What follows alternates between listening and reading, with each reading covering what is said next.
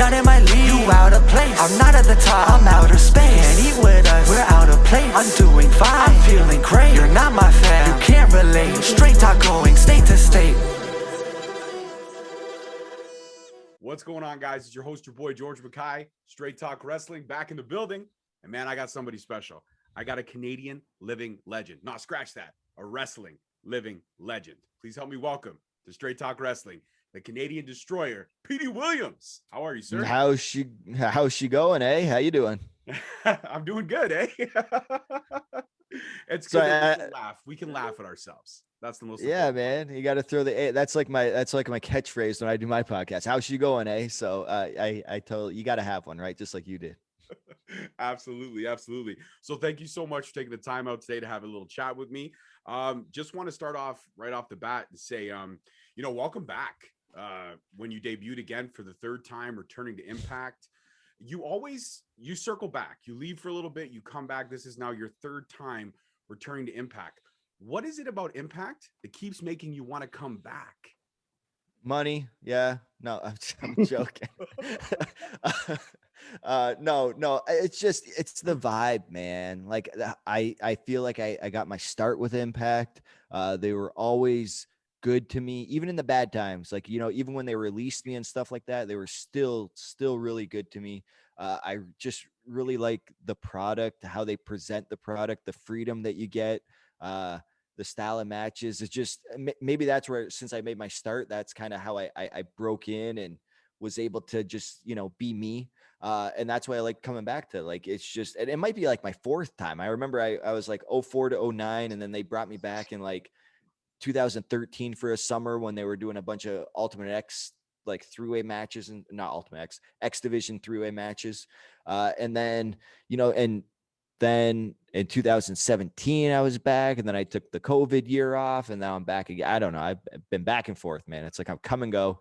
But yeah, it's like it's meant to be, I mean, I wouldn't feel comfortable anywhere else in the professional wrestling world. I've tried it, and it's not the same, man. Absolutely, could not agree more. Impact is one of my favorite promotions. I'm honored to be affiliated with, to be able to do these kinds of things.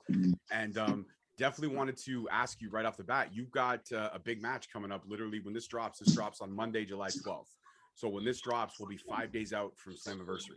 And you got that big match coming up with you and a bunch of former Impact X Division champions. So you're fighting against Josh Alexander, Trey Miguel, Ace Austin, Chris Bay, Petey Williams, and Rohit Raju. How does it feel going into a match where everybody in that match knows how to win the gold, knows how to go for those big moments, knows how to become a champion? I mean, the cards are stacked against all of you. There's not really a favorite right now. The only one that really has an edge would be, actually, Josh doesn't even have a hedge, man. He doesn't even have to get pinned to lose the title. So what is it like? How do you prepare for a match like this? Like, what's in the mindset that you have going into this match? Yeah, it's a lot about mindset. I mean, I think everybody in that match, and correct me if I'm wrong, is a former X Division champion. So yeah, you're absolutely correct. Everybody in the match knows how to win gold. Though the one thing I feel like I have on my side is that I have the Ultimate X match experience. This will be my fifth, I believe, Ultimate X match. I think I'm 2-2, so I got a pretty good record going into that. I'm not a stranger of winning, and climbing up there and grabbing either the X, or in this case, it's going to be the Ultimate or the X Division Championship. I think that I know how I felt the first time I was in an Ultimate X match. It was scary. Like, you're like, oh, man, what do I like? You just look at this like monstrosity of like a structure, and you're like, oh my God, like it's crazy. So I know I think only one other person has been in an Ultimate X match. So I feel like everybody else is going to have that same feeling as I did. And so that's why I'm going to have like the edge on my side. You're right. Josh does not have, like, if anything, he has a disadvantage because now he has to win the X Division title, not defend it. He's got to win it just like everybody else. So I think everybody's on an even playing field. And I would say odds, if we were in Vegas and stuff like that, I would say, I got the best shot of winning. I would say 141 and 2/3% chance of winning. That's pretty good odds. That's pretty good odds. That's D'Lo Brown laughing in the background, by the way, ladies. Yeah, D'Lo, I can hear you. So you're right. The odds are definitely in your favor because you're one of the guys. You're the I think, if I'm not mistaken, one of the only guys that literally has the experience in this type of match. And like you said, going into this structure, it's something that is kind of still awe-inspiring. You've been in this match, like you said, going in your 5th time, and seeing that structure when you walk out, it doesn't change. The reaction does not change, right? You just look at it and go, like, holy shit, did I bite off a little bit more than I can chew here? Yeah, and the structure is always a little bit different. I don't think I've been in no, scratch that. I remember the first one I was in, it's a 4-sided ring. There was no trusses, like the square truss where you could, I think they were like poles. And then the last 3 I believe I was in, it was 6 sides, so it's not 4 sides, so it always changes, and like just the structure itself. So it'll be interesting to see if there's like an actual change in the structure. I remember one time when I won it, I didn't even have to climb up. It actually literally fell in my hands. So I mean, I got lucky on that one. But it's, man, so there's pros and cons to this. There's things I'm looking forward to in this match and things I'm definitely not looking forward to. Like the toll it has in your body and just the demanding effort that you got to put into this match. Like, I'm not looking forward to it. But I mean, if you want to win, you got to put it on the line, right? That's what I'm looking forward to. I'm like, the shot at after 13 years of not having the X title to finally win it again, and do it and go like toe to toe with these guys that are like, they used to watch me as kids on TV, you know what I mean? And now they're fighting me for the X Division championship. So, I'm looking forward to it, but at the same time, I am not, man. I'll be honest with you, I am not. It's going to be a rough one. Absolutely. And for me, I'm conflicted, right? Because there's you and there's Josh and there's Ace and there's Chris and there's Trey and there's Rohit. I all of you guys I have so much respect for in the careers that you've had, the careers that you've built, and the accolades that have followed each of you. And like I said, everyone in this match is a champion at one point or another. So they've all held this title and they know what it means to go for. But the cool thing about a match like this is, like you said, when you lay it all on the line, you really have nothing to lose. Yes, you do have the title to lose if you don't win.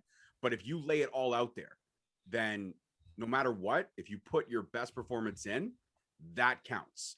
That raises stock. That gets eyes on you for possible other titles. Speaking of possible other titles, I mean, we know that, the Impact World Championship is going to be defended. We know that Sami Callihan is going to go at Kenny Omega for it.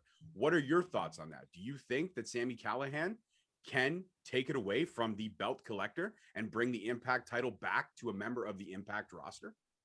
See, initially when I looked at this match on paper, right, just knowing that, how great Kenny Omega is, I've been in the ring with him several times, and just knowing his caliber, I look at it on paper and I'm like, no, Sammy's not going to win. But then I really analyze it and I'm thinking, like, there's a lot of matches I saw Sami go into thinking that he didn't stand a chance. And so many of those matches he's came out of, like, you look at when he won his first championship against Brian Cage, I'm like, I thought he didn't stand a chance. I think this is one of those same examples where people are betting against Sami Callihan. And I think they're going to be, if they bet money, they're going to be big losers, because I think Sami, if he's not going to play fair. Okay. Like a lot of guys, when they go in the ring with Kenny Omega, they want to prove that they can go like toe to toe with him, hold for hold, wrestling move for wrestling move, and beat him clean up. Sami, with anybody, he doesn't play that way. If he feels like he's at the slightest, like, if he's down here and he's not winning the match, he's going to do something dirty. And that's just the way Sami is. And I got to respect him for that, because he knows his strengths and weaknesses. And that's what's going to make him come out on top, I believe, anyways, as the Impact World Champion on that SLAMMIVERSARY. Absolutely. And speaking of SLAMMIVERSARY, it's a pay-per-view that is one of my favorite Impact pay-per-views of the year, and it's always filled with surprises. And we also know there's a particular 90-day clause that conveniently expires right around the time of SLAMMIVERSARY. If there was any surprise visits or surprise comebacks or surprise, new faces, is there anyone you might, I'm not asking you to, If you've heard anything in the back, I'm not asking for that, but just your thoughts and opinions. Anybody you'd like to see join the Impact Wrestling family? All of them, man. I mean, a lot of those wrestlers that were released just recently, and that I think a lot of their no compete clauses are like 2 days before Slammiversary. I'd like to see all of them in there, whether they're writers or wrestlers, producers, whatever, you name it, because if anything, they could potentially make the Impact Wrestling product like better. I mean, fresh faces, fresh minds in the back, everything.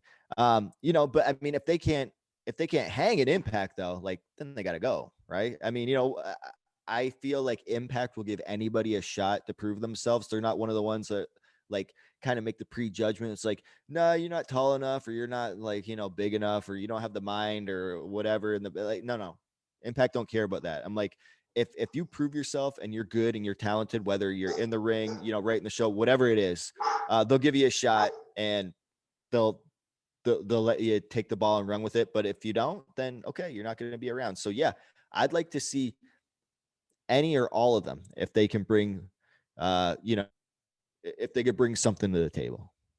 Absolutely. That's what's key. As long as you can put out what you put in, then the sky's the limit, and you're always welcomed wherever you're welcome. Going forward into your mindset, not so much looking past this match, but looking at what the future holds for you. If the X Division Championship does not come to your grasp on, Slammiversary, is there anything else you have your goals in mind? Anything else that you have your star set? I mean, obviously the Impact World Championship is there, but have you also thought about going after the tag team titles? I mean, you and Josh Alexander, when you re-debuted this time, you teamed with Josh and you guys had one hell of a match. That was one of my favorite matches when you came back. I geeked out a little bit when I saw you walk through the curtains. I'm like, oh man, you brought back Petey Williams. That's amazing. So if the X Division Championship does not work out for you, do you have your sights set on all the other gold that's available to you at Impact? Well, the X Division title is going to work out for me at Slammiversary, but hypothetically speaking, if it doesn't, I feel like I have good chemistry with two individuals on the roster, Josh Alexander being one. Another one that I've been teaming up with lately is Trey Miguel. I didn't think we'd be a good team, but I'm like, okay, we got some chemistry. I like this guy. So the tag team titles would be good. My main goal, in the professional wrestling world would be, I'm going to run Impact Wrestling one day. That's what I believe. Look at Scott D'Amore and his history. Like, he started as an agent back in like 2003, 2004 underneath Uncle Jeff there. And, now you look at him, he's running the company, and I'm like, hey, with the proper mentorship, I could be that guy. So I know a lot of people you hear is like, I want to be X Division champion. I want to be world champion, tag, or do this, we'll do that. I'd like to run the company one day. Other things I'd like to do is to be able to get in the ring with some people that I feel like are going to be new and upcoming stars. A lot of these guys like Chris Bay, I just had my, last Thursday. I just had, my first singles match with him. I think I was actually the first time. No, it wasn't the first time we ever wrestled, but it was first singles match, and I loved it. I look at other new guys coming in the roster, like guys like like Steve Macklin and stuff. I'm like, I'd like to get in the ring with him and see what he's all about. Like, there's a lot of hype behind him. So there is a lot of guys and a lot of things I want to do. And I just haven't been able to do it yet, but I'm glad I'm back, and I now have the opportunity to do something like that. Absolutely. And it's great to see you back home again for this, third or fourth turnaround, because it's where I think your star shines the brightest. But another spot in your career where I thought you really grew as a performer, and I thought you had some killer matches, was your time at All Japan. I thought you really, really had a great run. I'm always interested to talk to somebody who's gone over to Japan, because the wrestling culture there to here is so different. Over there, you're treated like gods, like literally Mount Olympus. They treat everybody I've talked to about Japan says their fans are just incredible. What is it going to be like, again, performing in front of a crowd? Because now crowds are coming back. So what's it like performing in front of a crowd again at Slammiversary? But also, how much different is it really from the Japan crowds to the North American crowds? Because now wrestling is pop culture again. It's very popular. And it rightfully so. It should have never dipped in any popularity, because I've been a fan my whole life and I've loved it. But a lot of people, their eyes are turning on the product for the first time, or they're coming back. So what's going in, two-part question.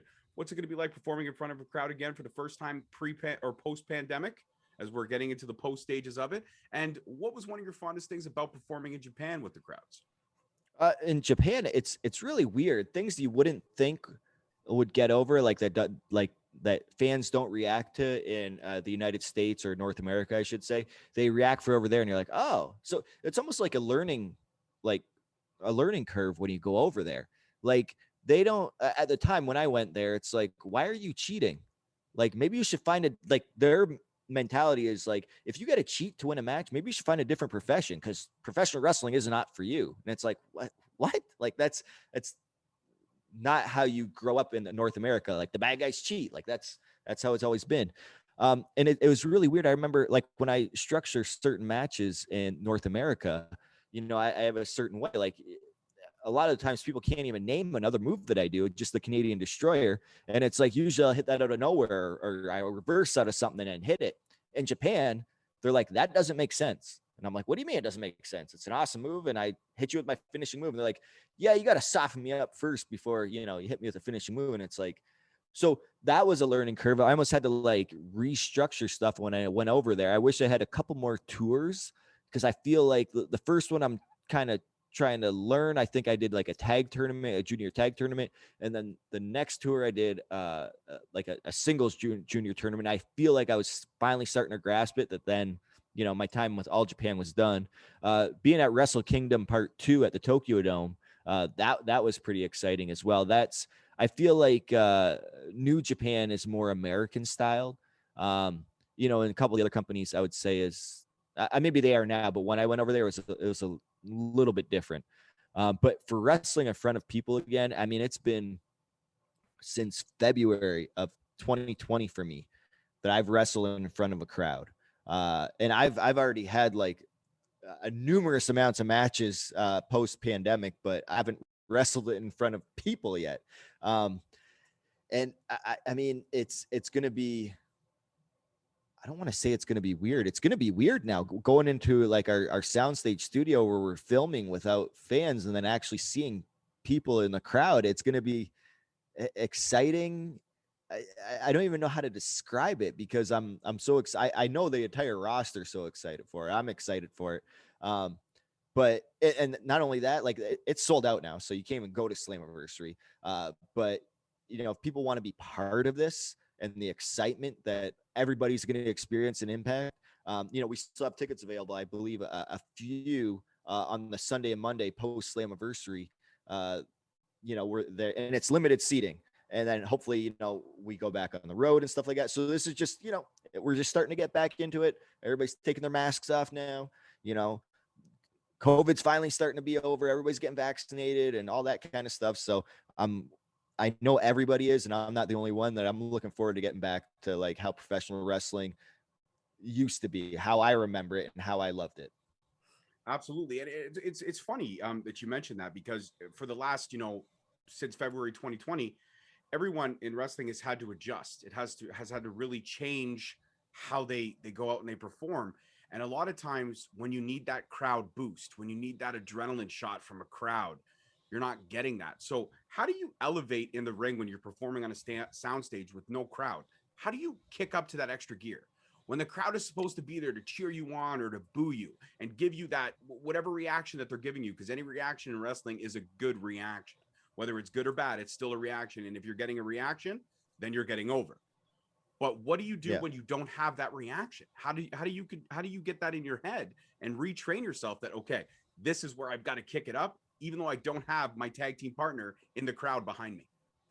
Yeah, I mean, it's tough, but one thing that, you know, was kind of ingrained in my head very early in my career, television career, and I know it's the same way for any TV company, is that you know, you're playing to the cameras. You're not playing to the fans. The fans are there, but you know, we learned very early, like I'll see, and I still see it in certain companies where people do their beauty shots like this. And it's like, where are you looking? Oh yeah, there's fans behind here, but you know, the cameras are right here. This is our audience, right? And you know, and I learned like very early from like Terry Taylor, like chairs are props, the ring, the ropes, everything. It's a prop. The fans are props. They're part of the show that, you know, we need for this show.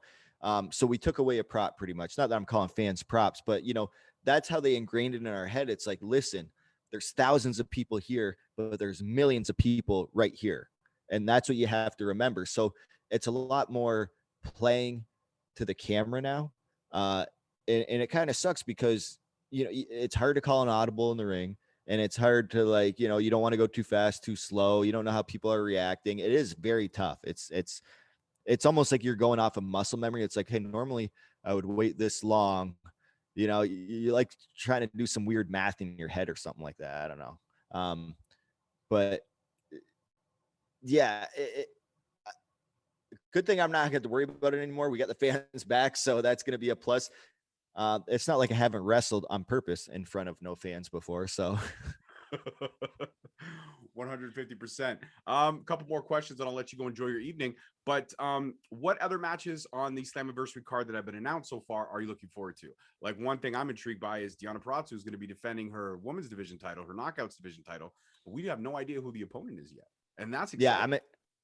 I'm excited for that because I want to see the opponent and what happens with that. Obviously, it's Sami Callihan and Kenny Omega. Like, I definitely want to see that. And the one that I really want to see is the Chris Sabin and Moose match. I mean, that one, I don't know if they've ever wrestled in a singles match before, not that I remember anyways. And I just know Chris Sabin's ability. Moose has come a long way in the past little bit. And I'm looking forward to their match as well. So there's matches that I'm going to, you know, take a step back from depending on where I have to wrestle on the card. And I'm going to be like, hold on, I got to watch this match. And those are probably like at least the top three right there. Awesome. And my final question, the Forbidden Door. It's open, it's working. Companies are working together. It's kind of collaboration over competition at this point, which is a hashtag I use on my own because I'm affiliated with a lot of great podcasters in this world. And it's not just one of us, it's all of us. When we all grow, one of us grows. It's all love at the end of the day. What are your thoughts on the working relationships with New Japan, with AEW, and all these companies kind of coming together to just promote the sport of wrestling that we all love and appreciate? Yeah, I think personally it's great. I think, you know, when we hit the pandemic, we're like, oh, there's no fans.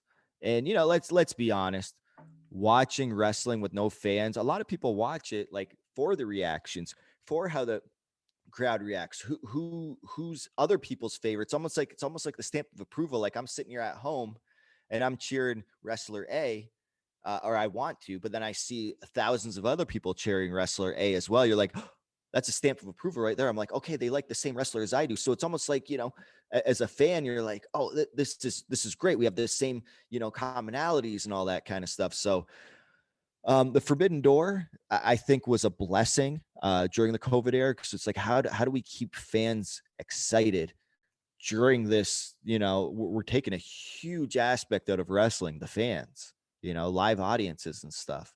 What do we do? And I don't know if that was their goal or anything. That's how I look at it. And I'm like, wow, this really, if anything, it made wrestling more exciting with no fans. Can you imagine carrying this like Forbidden Door over with fans and stuff, and people from AEW showing to Impact, and Impact showing up to AEW and to New Japan and all that kind of stuff, or New Japan Strong and all that? Like, just imagine the reactions and stuff like that and the matches you can have. So yeah, I'm totally down with it. Absolutely fantastic. Well, Petey, this was incredible. And to all my Straight Talk faithful, my fan base, thank you guys so much for watching. Don't forget to hit that subscribe button. Don't forget to hit that like button. And please check out all the previous content and our future content. Petey, before I let you go, enjoy your evening. Please, if anybody out there is stupid enough to not be following you, where can they find you on the wonderful world of social media? Twitter, mostly at Petey Williams. You can also find me every Thursday night, 8 p.m. on Access TV, on Impact, or on Twitch. And also subscribe to my podcast, The Wrestling Perspective, with Lars Fredrickson, Dimitri Young, Dennis Farrell, and Darren McCarty. You can catch that anywhere that you watch podcasts, and on Fight TV. Fantastic. Absolutely. And I follow you across all platforms, but if you want to, you know, follow a fellow Canadian who appreciates you and puts you on his Mount Rushmore, I would dig that. On Twitter @_Straight Talk, Instagram Straight Talk Wrestling, Facebook Straight Talk Wrestling, and the YouTube page Straight Talk Wrestling. As always, guys, I'm your host, your boy, George Mackay. Thanks so much to my special guest, the Canadian Destroyer Petey Williams. Peace, love, and wrestling. We'll see you guys next time. Thank you so much for listening. Don't forget to tune in next week for another great episode on all available podcast platforms and hosted on Podbean. Also, check us out on YouTube at Straight Talk Wrestling, on Instagram at Straight Talk Wrestling, on Facebook at Straight Talk Wrestling, and on Twitter at _Straight Talk. And if you feel the need to buy some sweet merch, check us out on ProWrestlingTees.com.